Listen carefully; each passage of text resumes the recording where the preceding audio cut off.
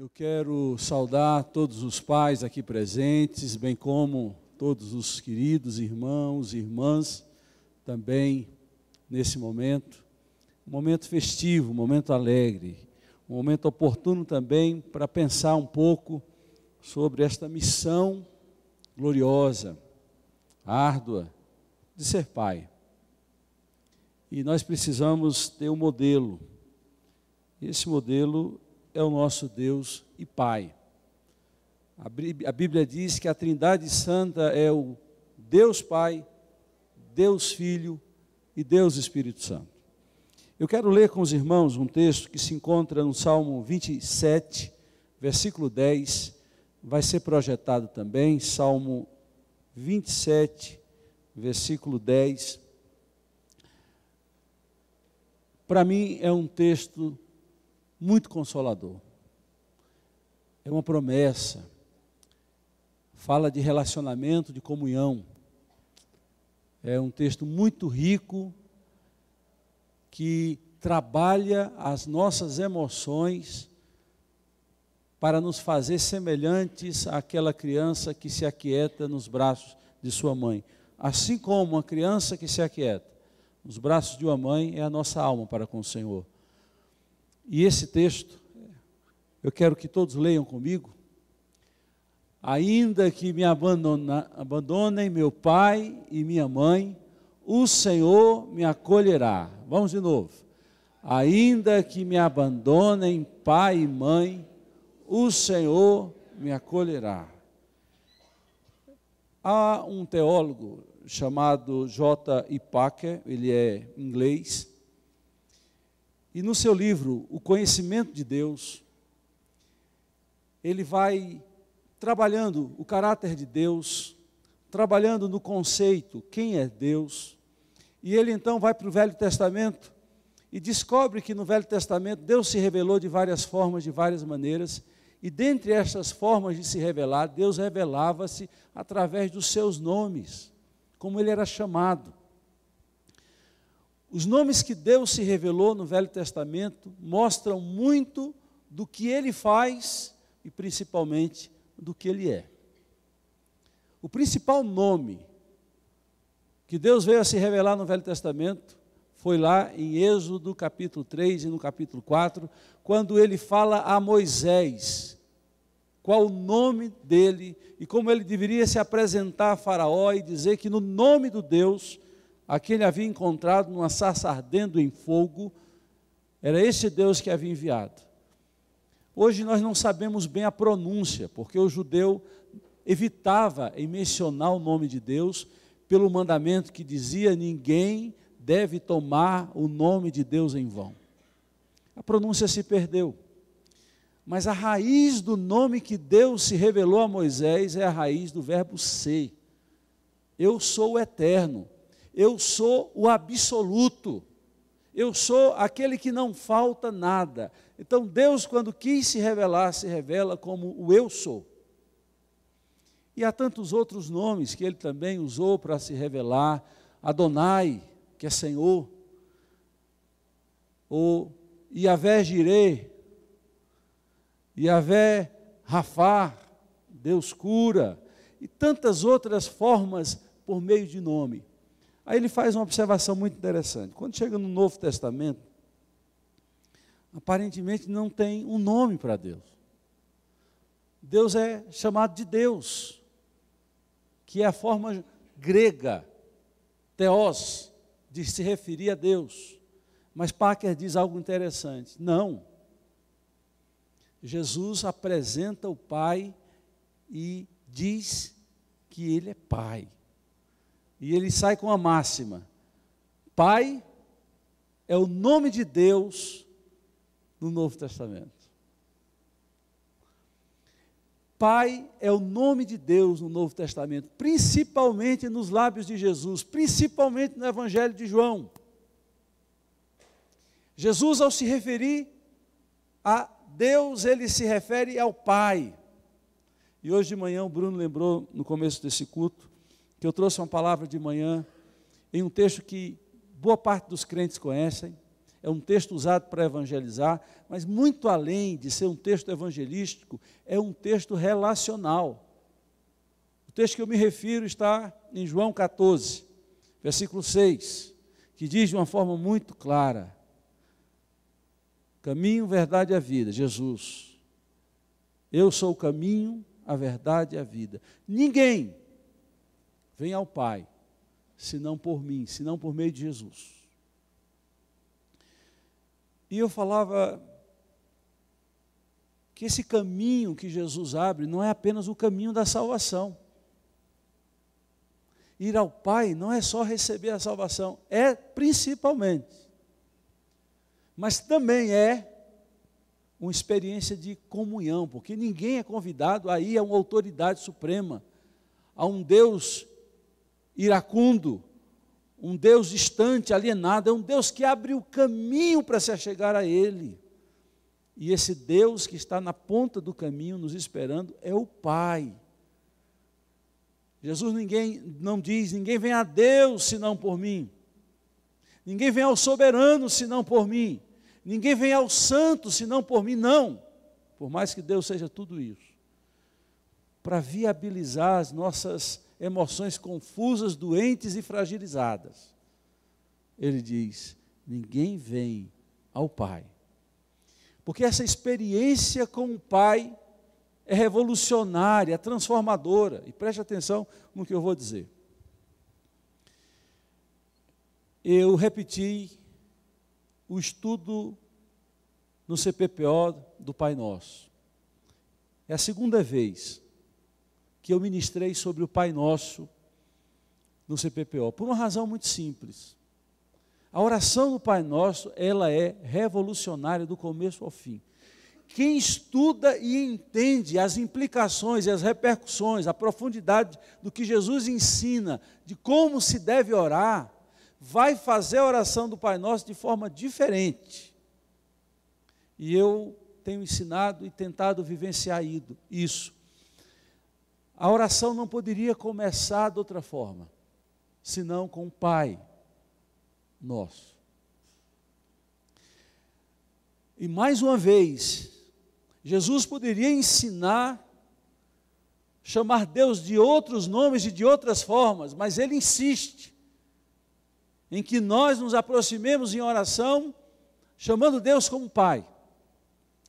Porque Ele sabe, nós sabemos, que um bom relacionamento com o Pai faz toda a diferença nas nossas vidas relacionais, nas nossas emoções e em o que nos tornaremos. Essa oração não é para qualquer um. Essa oração do Pai Nosso é para quem se sente filho. Quem vive um relacionamento com Deus, de filho. Há muitas pessoas que não estão nem aí para Deus, não querem Deus, mas querem fazer a oração do Pai Nosso, e quando fazem, a fazem de forma inapropriada, porque quando chamam Deus de Pai, não vivenciam isso. Eles não estão correspondendo ao que o ensino de Jesus requeria. Não, mas eles estão querendo se aproximar quando dependem de Deus. Olhe, nós precisamos colocar pingo nos is. Eu não quero ser pai de um filho que só quer me procurar quando está em aperto, quando quer um presente, quando quer uma ajuda financeira, quando quer um suporte material. Eu não quero. Você acha que Deus quer? A relação paternal e filial passa, sobretudo, por sustento emocional e espiritual, por relacionamento de afetividade, de intimidade, de abraço, de colo, de disciplina quando necessário, de manutenção material quando necessário, mas sobretudo, essa relação é uma relação que nos forma, que nos transforma, que nos liberta. E eu tenho ensinado na oração do Pai Nosso, queridos, que essa luta que temos aqui na terra com os nossos pais, ela é suplantada por Deus. Poucas são as pessoas Poucos são os filhos que não tiveram dificuldade de relacionamento com seus pais. O pai normalmente se vê como um supridor, aquele que tem que botar ordem na casa. Então ele tem que ser mais durão, ele tem que chamar a ordem à casa. O pai normalmente é aquele que é visto com respeito. E a mãe, para ajudar, diz: ó, vou contar para o seu pai. Aí ele vira o bicho-papão, vira tudo de assombroso para os filhos.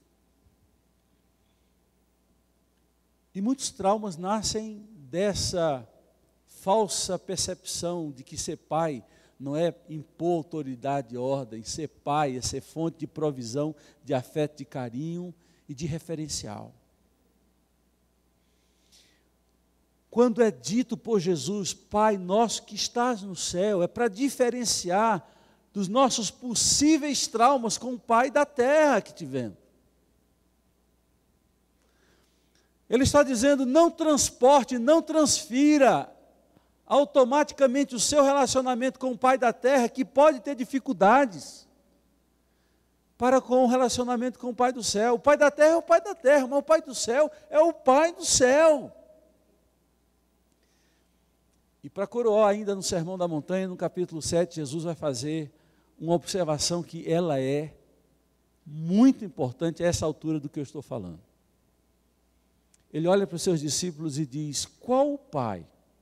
Aliás, vós sendo maus, sabeis dar boas dádivas aos vossos filhos, quanto mais o vosso Pai Celeste.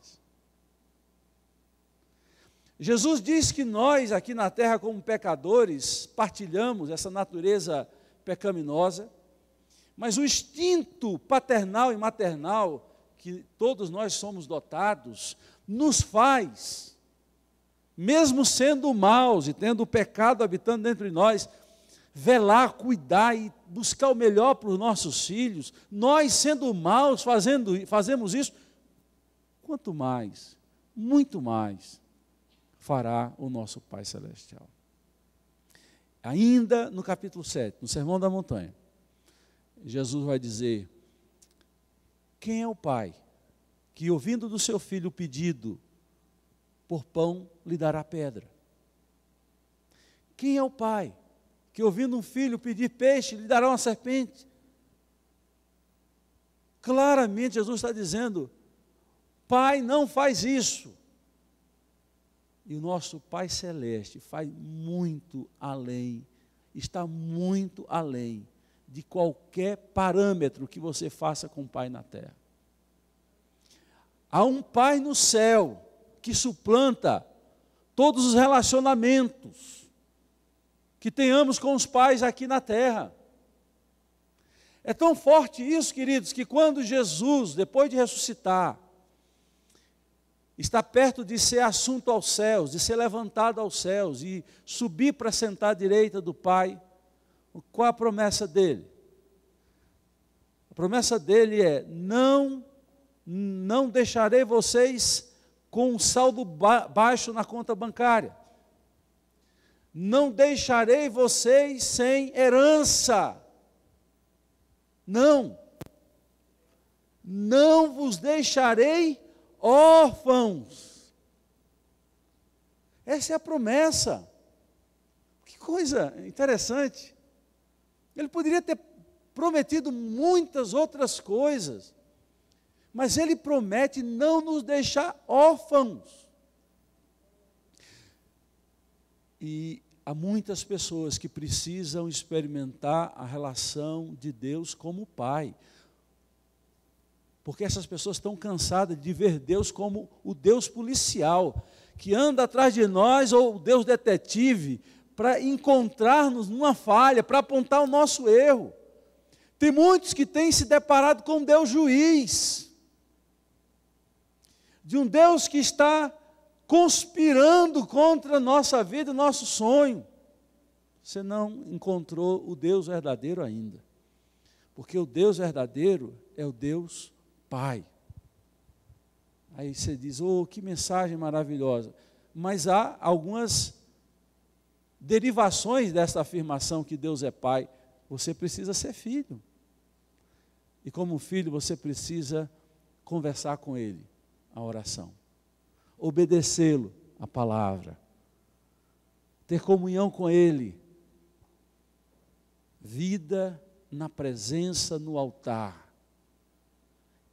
Tudo isso envolve essa relação pai e filho. Tudo isso é revolucionário, isso é transformador. E nós precisamos vivenciar isso. E ao vivenciar isso, nós vamos ter puxão de orelha. Sim. Ao vivenciar essa relação, nós vamos ser disciplinados por Deus. Normalmente nós confundimos e pensamos que disciplina é equivalente de castigar. Não necessariamente. Disciplinar é antes de castigar. Disciplinar vem de discípulo, vem de disciplina. Deus nos disciplina, é nos fazendo discípulos dele, é nos fazendo disciplinado, com referência, com padrão. Então, a disciplina é um bem para nós, por mais que venha doer, que venha exigir de nós, mas nos fará disciplinados, e quando disciplinados, nos tornaremos discípulos. E nós obedeceremos ao Pai com alegria. A mesma oração do Pai Nosso, que diz, Pai Nosso que está nos céus, que fala dessa intimidade, desse acesso ao Pai, mostra um outro lado muito importante. Mostra-nos também a ver Deus como Rei. Quando diz, seja feita a tua vontade, assim na terra como no céu. De se sujeitar ao Pai. Há uma tendência atual, e há algumas razões para o comportamento que eu vou mencionar. Muitos pais querem viver um relacionamento só de amizade com os filhos. E aí pode tudo. Há muita permissividade. Nós precisamos juntar as duas coisas ensinadas na oração do Pai Nosso. Um relacionamento, ver Deus como Pai, mas ver Deus como Rei. Como aquele que tem vontade, a vontade dele é melhor e absoluta para a minha vida. Eu quero a vontade dele. E Jesus no Getsêmani, quando ora, diz Pai. E mais uma vez ele usa a expressão Pai. Se possível, afasta de mim este cálice, mas não seja feita como eu quero, mas como tu queres. Ali Jesus está nos ensinando a olhar Deus como Pai, mas entender que como Pai Ele tem vontade, e a vontade dEle é melhor para mim, para nós. E aprender a se sujeitar à vontade dEle, faz parte desse relacionamento transformador, libertário, revolucionário. Eu volto a falar no que abordei há pouco. Hoje nós, pais, estamos permitindo demais aos nossos filhos. Hoje as vontades dos nossos filhos passam a ser ordem. Há muitos pais, para compensar o tempo de ausência, ou o tempo que deixa o filho na creche, permitem tudo. E seus filhos se tornam senhores deles. Chantagistas, verdadeiros chantagistas. E muitas vezes nós vamos encontrar, hoje na atualidade, o que está escrito em Provérbios, que diz, o filho desobediente é a vergonha da sua mãe. Apronta os escândalos nos lugares menos improváveis. Geralmente é no shopping center. Alguns também na igreja. É aquele piti, todo mundo fica assim, ó, como se não estivesse vendo nada, porque filho não tem vontade própria. Eu aprendi isso lá em Pernambuco. Minha mãe dizia assim, mas eu quero. Ela olhava para mim e dizia, e desde quando você tem querer? Menino não tem querer. Mas nós temos que aprender essas duas linhas. E também não é só apertar. É a equalização da intimidade relacional com a autoridade, saber quem manda, saber quem se submete. Isso é transformador. Volto agora ao Salmo 27, versículo 10. E quero, para terminar, olhar para esse texto de uma forma especial. Há momentos em nossas vidas que partilhamos solidão, abandono. Na nossa caminhada como cristãos, isso vai para qualquer idade, isso vale para qualquer idade. Nos sentimos órfãos, sem rumo, sem destino. E a experiência do abandono e do desprezo é a pior experiência que o ser humano pode vivenciar. De ser rechaçado, preterido, abandonado. Essa é a pior experiência. Os maiores dramas são os traumas de abandono. Muitas crianças não entendem separação de pais porque pensam que eles são culpados. Que o papai ou a mamãe saíram de casa por conta deles. Então, é muito complexo essa questão no coração de uma criança. E essa experiência do abandono, em qualquer idade você pode passar. Mas há uma certeza que esse texto nos dá. Ainda que pai e mãe me abandonaram, o Senhor me acolherá. Mãe é muito difícil abandonar. Mãe, ela segura no batente. O pai abandona mais fácil. O pai abandona mais fácil.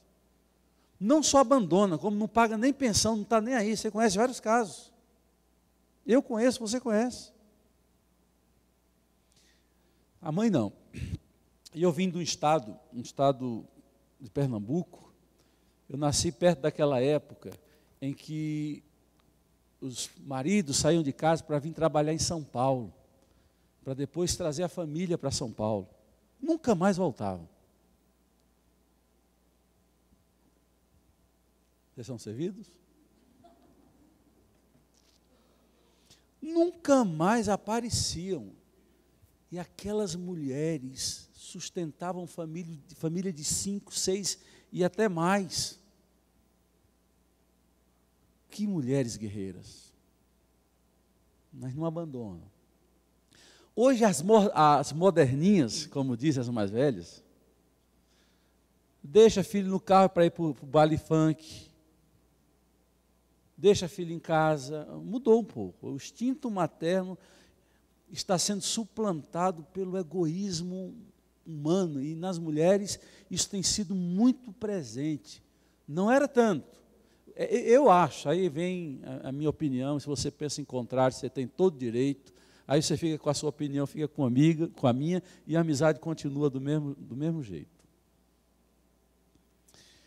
Eu acho assim que as mulheres, elas são mais leais do que nós homens, do que nós pais. E o fato é que o abandono pode ser uma realidade em qualquer momento da nossa história. E o que fazer quando a gente é abandonado? Buscar qualquer amigo? Desabafar com qualquer pessoa? Substituir automaticamente uma amizade com qualquer uma que surge? Não. Olha a promessa. Ainda que, se meu pai ou minha mãe me abandonarem, o Senhor me acolherá. O antônimo de abandono é acolher, nesse texto. Se existe um abandono, existe um acolhimento.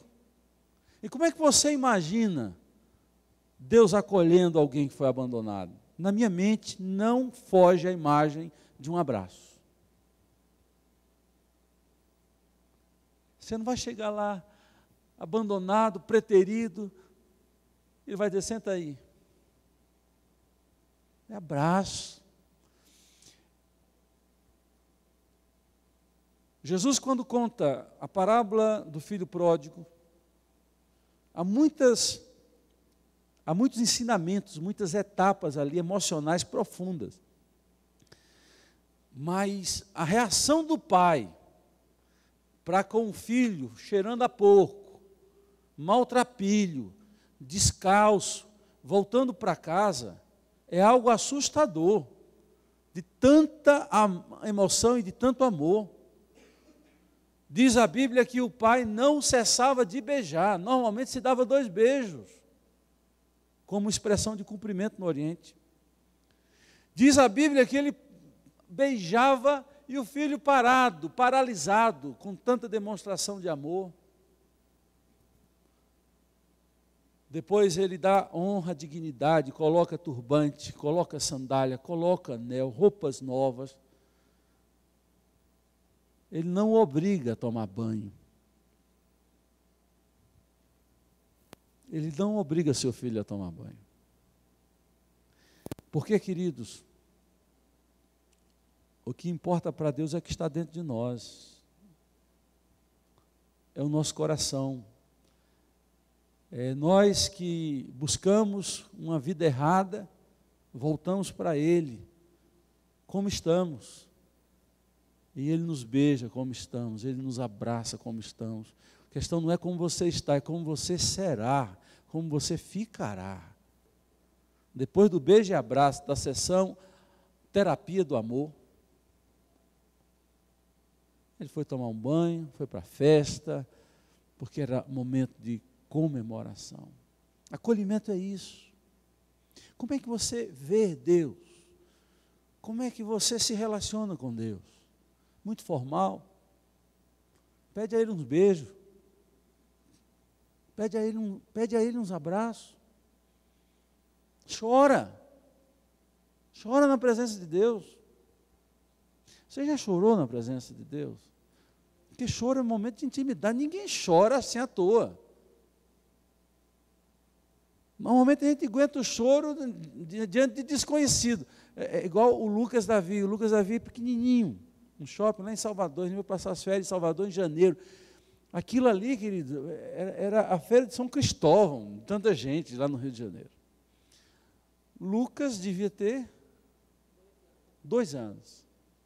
O Lucas resolveu conhecer o shopping por conta própria. Quando eu olhamos Beto no carrinho, cadê o Lucas? Foram 5, não sei quantos minutos, mais longos da nossa vida.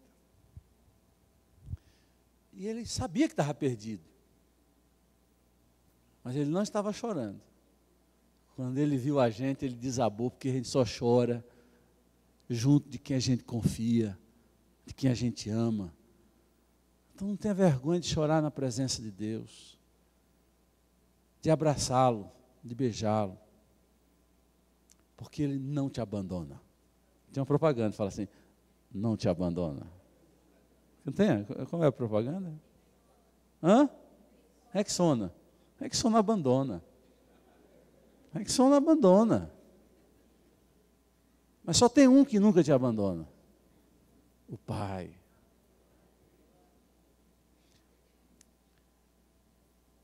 Deus trabalha muito com a possibilidade, ainda que é difícil imaginar um pai e uma mãe abandonando um filho, por mais que seja muito comum hoje em dia.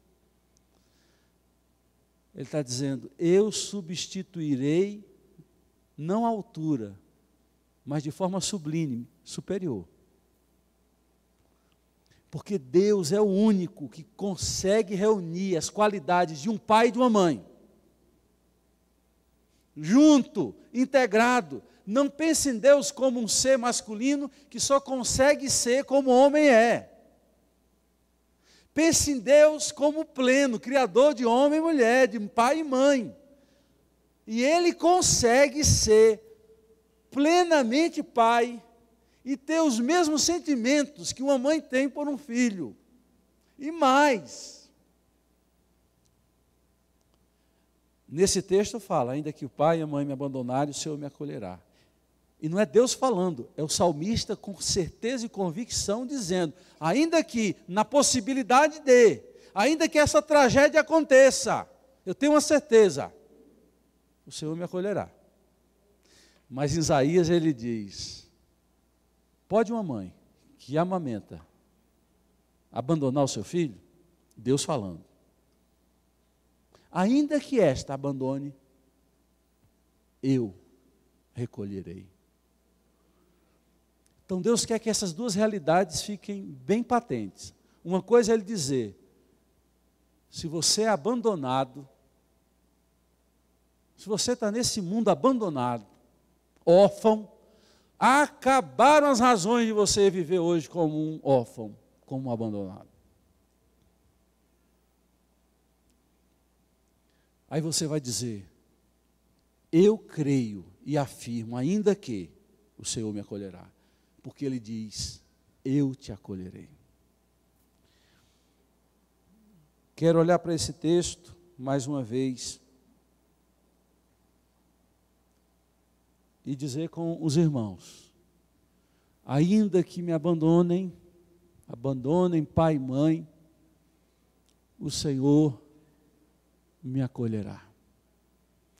Nesse dia dos pais, eu quero que você possa fazer isso com seu filho, com sua filha. Faça de tudo para ser um acolhedor. Isso vai exigir de você tempo, atenção, emoção. Isso vai exigir oração, referencial, exemplo. Acolha o seu filho, sua filha, não só com dinheiro, com escola, fazendo as vontades dele ou dela. Acolha protegendo do mal, mas não super protegendo. E eu diria, para terminar, é também importante se deixar ser acolhido como pais. As responsabilidades vêm aos nossos ombros, as preocupações com o dia de amanhã, com as contas a pagar, as pressões no trabalho, às vezes nos travam e nós não conseguimos chegar na presença do nosso Pai Celeste, com o nosso coração quebrantado, humilhado.